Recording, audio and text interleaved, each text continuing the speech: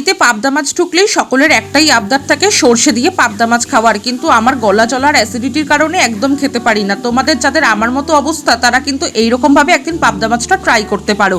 নুন হলুদ তেল মাখিয়ে পাবদা মাছটাকে হালকা করে ভেজে নিয়েছি। এইবারে একটা মিক্সিং জারের মধ্যে পোস্ত, তার মধ্যে কাজু বাদাম, এগুলো সবই তোমরা তোমাদের পরিমাণ মতো দেবে। হলুদ গুঁড়ো, লঙ্কার গুঁড়ো, নুন, অল্প পরিমাণ একটু জিরে ধনের গুঁড়ো আর একটা শুকনো লঙ্কা দিয়ে টক দই দিয়ে পেস্ট বানিয়ে আলাদা করে রেখে দেবো।